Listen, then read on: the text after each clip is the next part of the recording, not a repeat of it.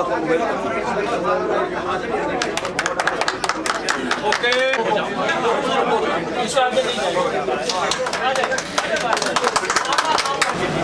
श्रीनगर जाना पड़ता है या श्रीनगर जाना पड़ता है, इनको सब लोग कैसे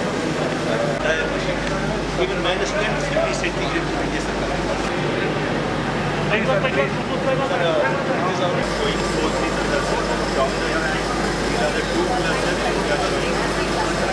इसी टाइप का एक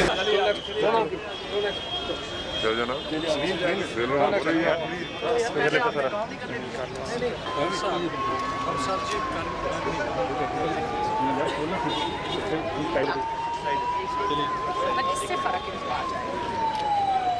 चलिए शाबाश, चलिए चलिए शाबाश। ऑफिस में आता हूँ, आपको पता है हमारा एक ग्रुप है जिसमें हम सारे डिसेबल लोग काम करते हैं।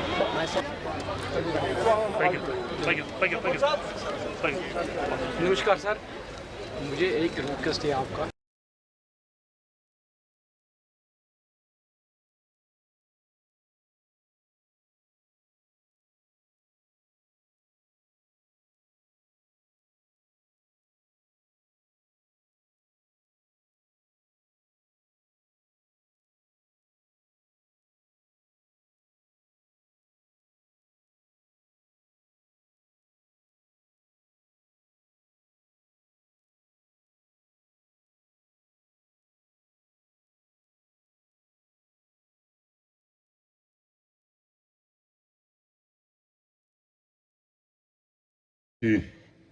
चेयरपर्सन जनाब नज़ीर अहमद खान साहब, जम्मू कश्मीर के मुख्य सचिव डॉक्टर अरुण कुमार मेहता जी,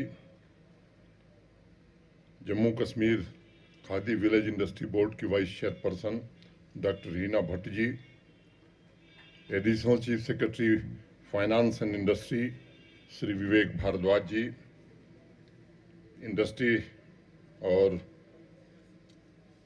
KVIB के सभी अधिकारी,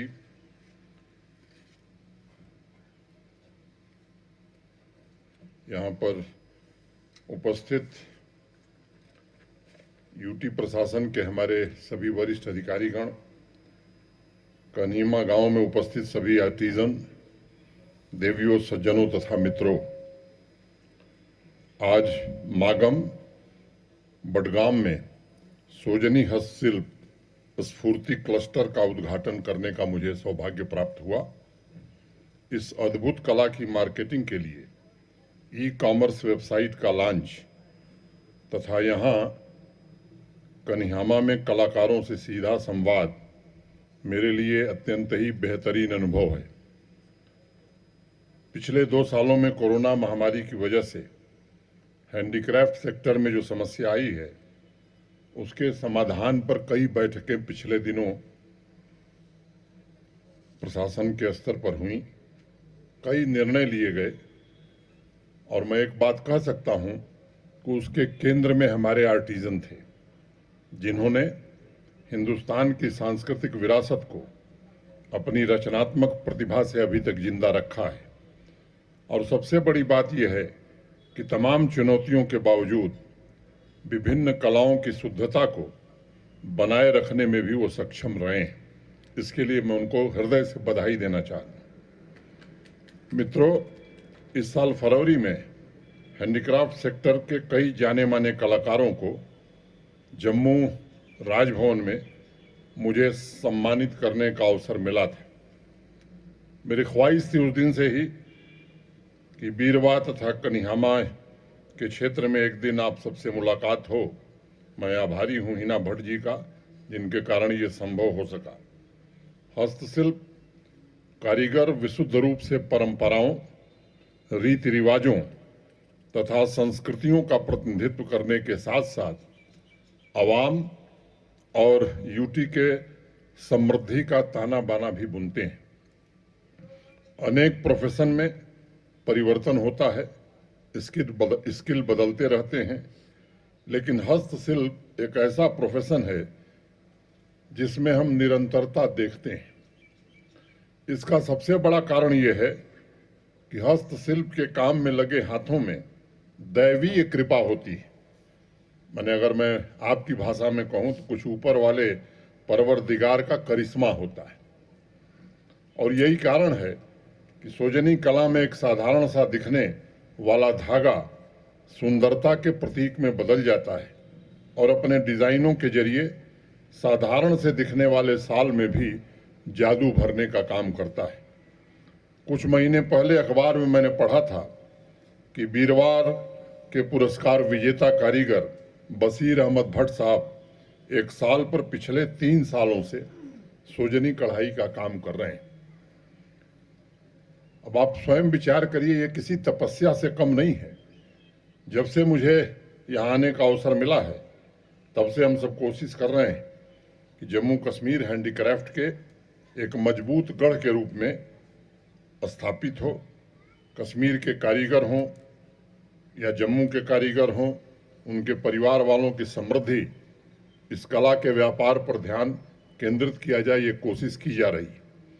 कला और बिजनेस एक साथ चलने वाली व्यवस्था है। अगर कलाकार को सही मार्केट नहीं उपलब्ध होगा तो धीरे धीरे स्वाभाविक रूप से उसकी कला का पतन होने लगेगा। अभी डीडीसी के चेयरमैन साहब ने इस दिशा में संकेत भी किया। कनिहामा की साल अगर कोई दिल्ली या न्यूयॉर्क में खरीदता है तो उसका प्रॉफिट, उसका लाभ केवल व्यापारी तक सीमित नहीं रहेगा, बल्कि उसका एक बड़ा हिस्सा कलाकारों को मिले, ऐसी व्यवस्था निर्मित करने की जरूरत है और इसकी कोशिश भी हो रही है। जम्मू कश्मीर के प्रत्येक क्षेत्र और प्रत्येक गांव ने हैंडीक्राफ्ट की परंपरा को जिंदा रखा है। इसके लिए उसके जो आंतरिक मूल्य के साथ उसके बाहरी मूल्य पर न्याय करके ही उन गांवों की प्रगति हम कर सकेंगे। आज सोजनी कला के जिस स्फूर्ति क्लस्टर का उद्घाटन हुआ है, जैसा मेरे पूर्व बताया गया, हिना जी ने विस्तार से बताया, वो 4.5 करोड़ की योजना के साथ मैं समझता हूं कि जो लक्ष्य जिसकी चर्चा हम सब ने की है उसको प्राप्त करने में एक बड़ा माध्यम बन सकता है। जो डीडीसी के चेयरमैन साहब ने बात कही, मैं अनुरोध करूंगा इंडस्ट्री डिपार्टमेंट से और खादी विलेज इंडस्ट्री से कि वहाँ ट्रेंड प्रोफेशनल रहें ताकि अच्छे से यहाँ के स्थानीय लोगों को प्रशिक्षित किया जा सके। बडगांव, वीरवा, चडूरा, चरारे शरीफ आदि इलाकों के 500 आर्टिजन को इस क्लस्टर से जोड़ा गया है ताकि उनकी कला को प्रतिस्पर्धी माने कॉम्पिटिटिव और लॉन्ग टर्म स्थायी तथा कमर्शियली प्रॉफिटेबल बनाई जा सके। हमारे यहाँ कलाओं की सराहना की बड़ी पुरानी परंपरा है, लेकिन जहाँ उससे जुड़े बिजनेस या रोजगार की बात आती थी तो वहाँ अवसर और माध्यम दोनों में कमी दिखाई पड़ती थी। मुझे आप सभी को ये बताते हुए प्रसन्नता हो रही है कि खादी एवं विलेज इंडस्ट्री बोर्ड तथा हैंडीक्राफ्ट डिपार्टमेंट के अंतर्गत पिछले 2.5-3 वर्षों में एक सघन अभियान चलाकर कारीगरों, युवाओं को इंटरप्रेन्योर बनाने की कोशिश की जा रही है और रोजगार के बेहतर माध्यम उपलब्ध हो सकें, इसके लिए प्रयत्न किया जा रहा है।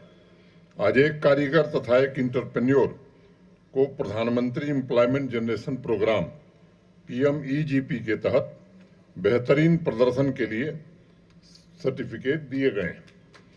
PMEGP योजना के अंतर्गत खादी विलेज इंडस्ट्री बोर्ड ने पिछले साल टारगेट से 5 गुना ज्यादा लक्ष्य हासिल किया। ये हम सबके लिए गर्व और प्रसन्नता की बात है। पिछले वित्त वर्ष में 1008 यूनिट को सपोर्ट करने का लक्ष्य रखा गया था और आपको जानकर आश्चर्य होगा कि 5,851 यूनिट को सपोर्ट दिया गया है और 47,000 लोगों को सीधे रोजगार से जोड़ने में सफलता मिली। मित्रों, हस्तशिल्प वस्तुओं की एक विशेषता है, उसमें क्षेत्रीय काल्पनिक विविधता के साथ हमारी बहनों का भी बड़ा योगदान होता है। इसलिए हस्तशिल्प सेक्टर की सभी स्कीम में ये कोशिश की जा रही है कि उसमें अधिक से अधिक बहनों तथा गरीब परिवारों का प्रतिनिधित्व हो। पिछले 2 वर्षों में जो 12,000 यूनिट लगाई गई है उसमें 4,000 यूनिट हमारी बहनों की है और 1,000 से ज्यादा यूनिट गरीब परिवारों की है, जिसका जिक्र किया गया है। जम्मू कश्मीर में स्फूर्ति scheme of funds for regeneration of traditional industries के तहत जो क्लस्टर बनाए जा रहे हैं उसमें 4 हैंडीक्राफ्ट तथा 4 बी कीपिंग से संबंधित हैं और सभी क्लस्टर्स में महिलाओं की अधिक से अधिक भागीदारी सुनिश्चित करने का प्रयास किया जाएगा।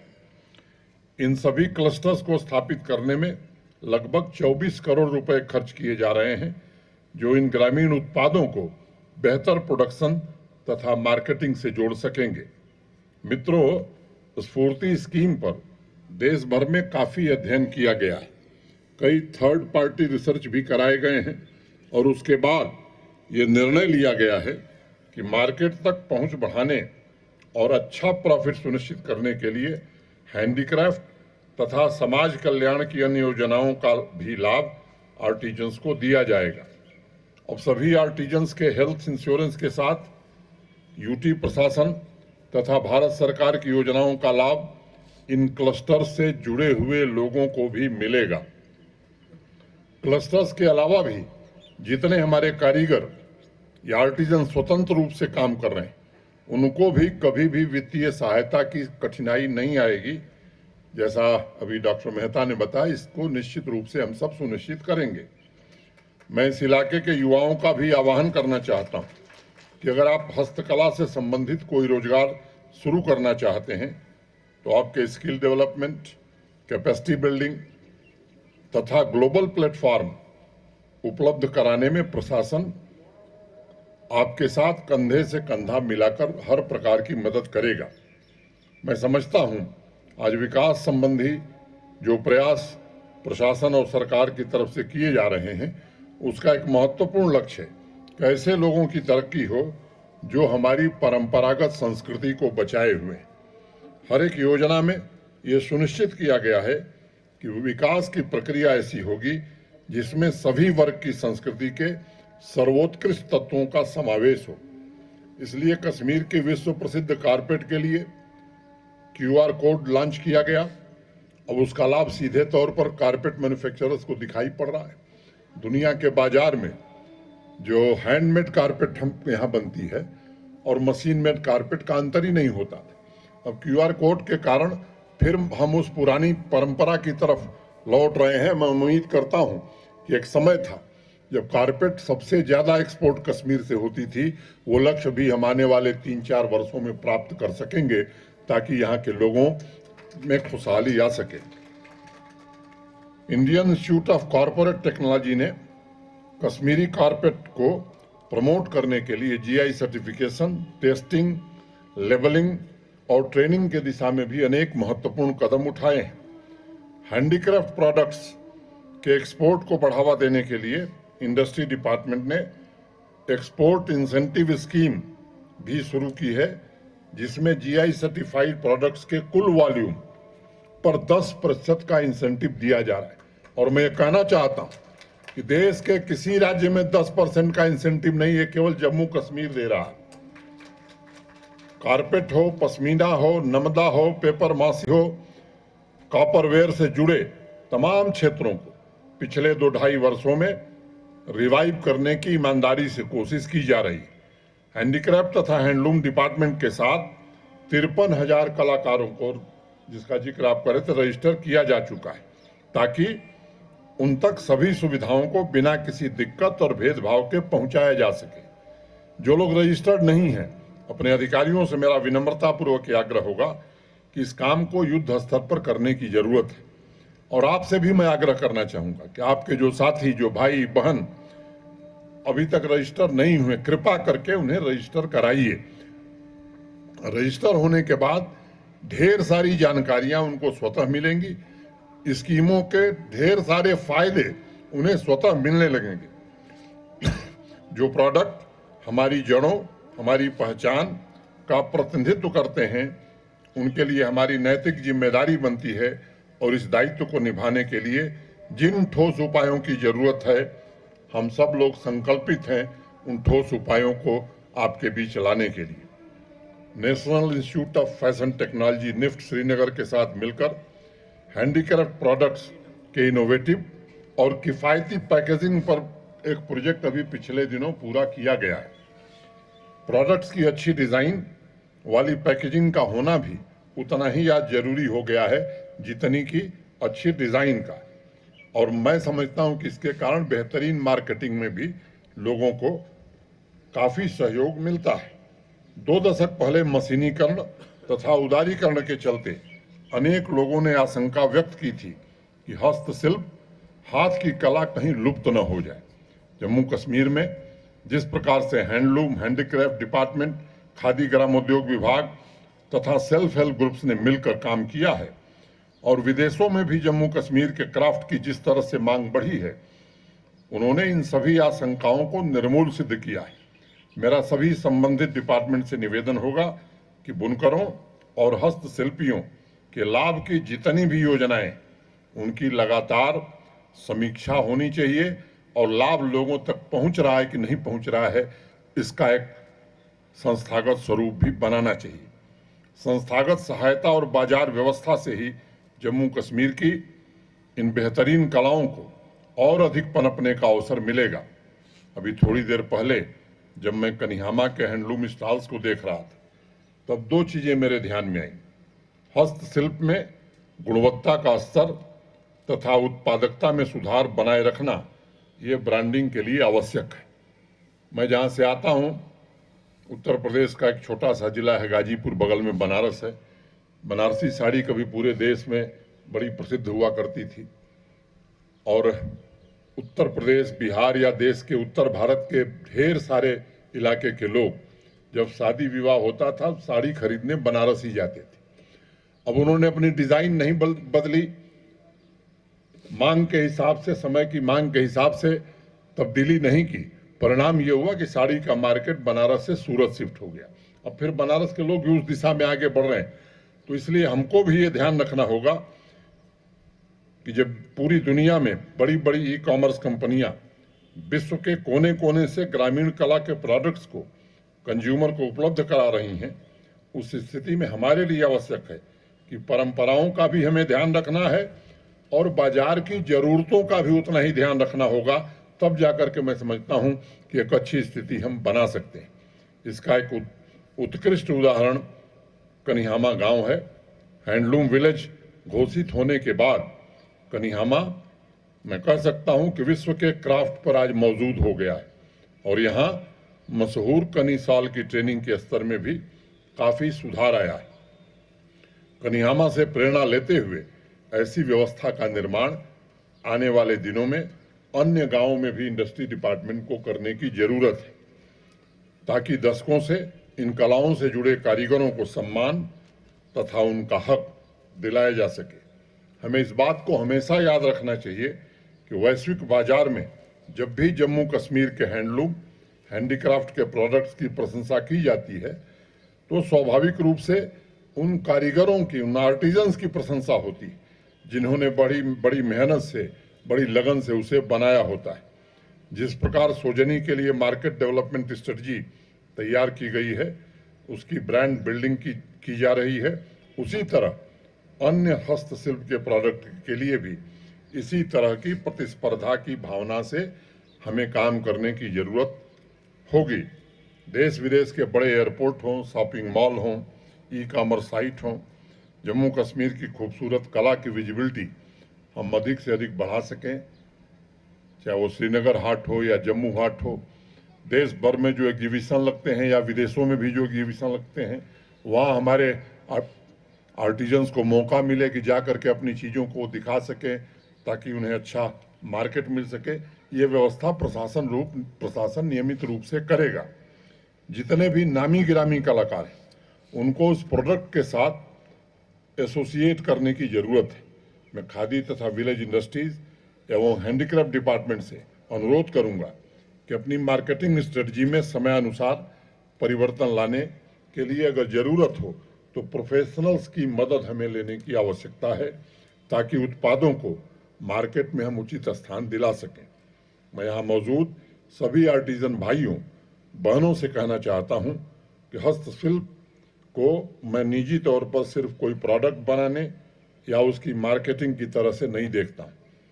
मैं मानता हूँ कि जिस साल को बशीर साहब ने 3 साल से सहेज कर एक धागे से उसे सुंदर बना रहे हैं, उसे सजा रहे हैं, वो सिर्फ प्रोडक्ट नहीं है बल्कि उसमें उनकी मोहब्बत और उनकी भावनाएं हैं। इसलिए मैं मार्केटिंग तथा नए बिजनेस प्लेटफॉर्म को लागू करने के लिए आपको भरोसा देता हूं कि हमारा पूरा प्रशासन इसके लिए प्रतिबद्ध है ताकि उस प्रोडक्ट को वाजिब कीमत मिल सके। जम्मू कश्मीर की आवाम के इस अभिन्न अंग, इस समृद्ध विरासत के संरक्षण तथा उसे दुनिया में फिर से प्रसिद्ध बनाने के लिए हम सब पूरी मेहनत से काम करें। आज यही मैं कह सकता हूं।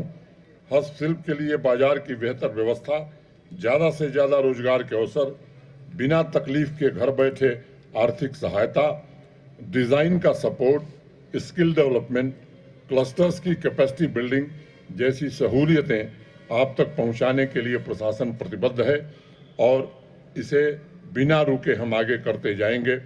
संस्कृत का एक श्लोक है, योगः कर्मसु कौशलम, यानी जो भी काम हाथ में लिया है उसे पूरी शिद्दत से करना, ईमानदारी से करना, यही असली योग है। आपके इन अच्छे कामों को न सिर्फ तारीफ मिले बल्कि आपके घर में समृद्धि आए, इस लक्ष्य के साथ हम सब काम कर रहे हैं। मैं एक बार पुनः जम्मू कश्मीर खादी तथा विलेज इंडस्ट्री बोर्ड को स्फूर्ति क्लस्टर्स तथा ग्रामीण उत्पादों के क्षेत्र में किए जा रहे अभूतपूर्व कार्य के लिए और उनकी vice chairman doctor Heena Bhat ji को बहुत बहुत बधाई देता हूं। मेहता जी ने कुछ जिक्र किया, 2-4 चीज़ें जो आपको मैं समझता हूं ये हमारी वेबसाइट पर उपलब्ध है। मैं निवेदन करूंगा कि जरा कभी कभी उसको देख लिया करिए। ये अनेक सारी स्कीमें जम्मू कश्मीर प्रशासन आप सबके लिए चला रहा है। Jammu Kashmir wool processing handicraft and handloom policy 2020 ये मॉडिफाई किया गया है, कृपा करके इसे पढ़िए। ये first of its kind exclusive policy for promotion of handicrafts, handloom sector has been rolled out. The policy provides an hand-holding to beneficiaries in the form of enhanced stipendiary, allowance of craft trainees, revival of languishing crafts, establishment of craft parks, focus on cluster-based approach, revival of carpet industry, and branding of GI registered crafts. Under the aforesaid policy, the department is also in the process for establishing raw material banks and new carpet looms, yarn, dyeing plant, ये काम भी हम कर रहे हैं। Financial support scheme for cooperatives, self-help groups, ये भी हम लोगों ने नोटिफाई किया हुआ है और जो पहले स्कीम थी उससे काफ़ी बेहतर और ट्रांसपेरेंट स्कीम बनाई हुई है। मैं डिटेल में नहीं जाना चाहता। Credit card scheme for artisans and weavers, इसे भी नोटिफाई कर दिया गया है और न्यू क्रेडिट कार्ड स्कीम जो है वो बहुत ही मैं कहूँ कि बेहतरीन ढंग से बनाई गई। इसका लाभ आपको लेने की जरूरत है। और एक विशेष स्कीम कारखानदार स्कीम, और उसमें आपके बच्चों के एजुकेशन के लिए भी पूरी फीस और पूरी सहायता प्रशासन दे रहा है।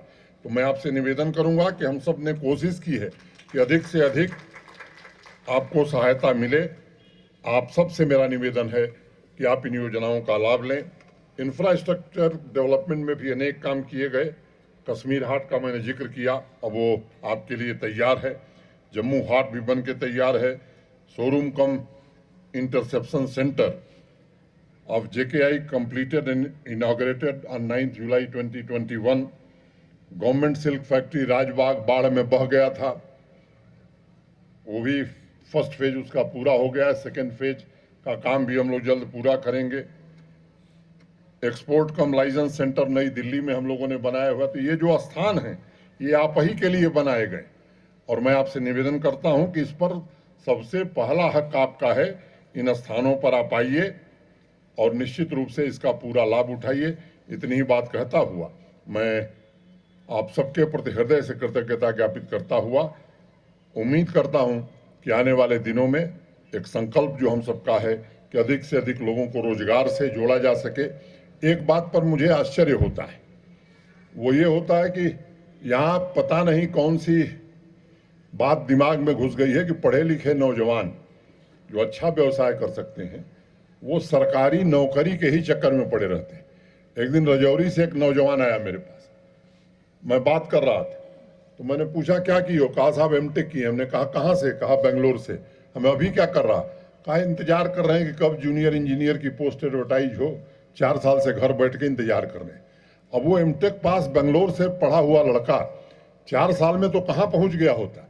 मुझे लगता है इस मानसिकता से हमें बाहर निकलने की जरूरत है। ये 30,000, 50,000, 60,000 की नौकरी से बेहतर है कि 30 लाख का व्यवसाय करिए, इस दिशा में आगे बढ़िए और इसके लिए हम सब प्रतिबद्ध हैं, आपको हर प्रकार की सहायता मिले। मैं समझता हूं संपन्नता इससे आएगी, इस दिशा में हमें काम करने की जरूरत है। आप सबको मालूम है कि जो नई इंडस्ट्रियल स्कीम भारत के सम्माननीय प्रधानमंत्री जी ने 2021 में जम्मू कश्मीर के लिए लाई, अब तक 38,080 करोड़ का इन्वेस्टमेंट यहाँ आ चुका है। अभी जानबूझ करके 2 महीने इसको हम लोग रोक रहे हैं ताकि जो बाकी काम है वो पूरे किए जा सकें। और मैं आपसे कहना चाहता हूँ कि न्यूनतम कम से कम 75,000 करोड़ इन्वेस्टमेंट जम्मू कश्मीर में आएगा। इससे रोजगार भी मिलेगा, हमारी इकॉनमी भी बढ़ेगी और संपन्नता भी आएगी। अंत में 2 बात कह के मैं अपनी बात खत्म करूंगा। मित्रों, जहां हम लगातार कोशिश कर रहे हैं कि यहाँ खुशहाली हो, संपन्नता आवे, शांति से लोग रहें, एक बात मैं आपको बड़े जिम्मेदारी से कहना चाहता हूं, विकास शांति के माहौल में ही हो सकता है। अगर शांति नहीं है तो यकीन मान लीजिए कोई दुनिया की कोई ताकत वहां विकास नहीं ला सकती। कुछ लोग हैं जिनको ये बातें पसंद नहीं आ रही, वो चाहते हैं कि यहाँ का अमन चैन खराब हो, वो चाहते हैं यहाँ शांति न हो, यहाँ खून खराबा हो। मैं आपसे निवेदन करना चाहता हूं कि जम्मू कश्मीर की भलाई इसी में है। विकसित हम तभी हो सकते हैं, दुनिया के दूसरे राज्यों के आसपास या उनसे ऊपर हम तभी जा सकते हैं जब यहाँ शांति होगी। अगर फिर से वही हड़ताल, वही बंद, वही खून खराबा होगा तो मैं यकीनन कह सकता हूं कि फिर वो पिछले दिन जो बहुत तकलीफदेह थे वो दिन देखने पड़ सकते हैं। आवाम से मेरा निवेदन है कि ऐसे तत्वों से सावधान रहने की जरूरत है। ये आपके हितैषी नहीं है, ये बाहर के इशारे पर यहाँ के अमन चैन में बाधा पैदा करना चाहते। ये बड़े थोड़े लोग हैं और मैं कहना चाहता हूं कि हमारा प्रशासन और सिक्योरिटी फोर्सेस आम आदमी की हिफाजत के लिए पूरी तरह से प्रतिबद्ध हैं। लेकिन एक बात मैं बार बार कहता हूं कि बेगुनाह को छेड़ो मत, ये हमारी नीति है। और दूसरी नीति भी है कि गुनाहगार को किसी हाल में छोड़ो मत, और इसी नीति पर हम आगे बढ़ना चाहते हैं। आप सबसे निवेदन करना चाहते कि इस अमन चैन में, जम्मू कश्मीर की समृद्धि में आप आइए, हमारे साथ खड़े होइए। हम आपको भरोसा देना चाहते हैं कि जम्मू कश्मीर को एक विकसित राज्य बना करके ही हम सब चैन से बैठेंगे। बहुत बहुत धन्यवाद, नमस्कार।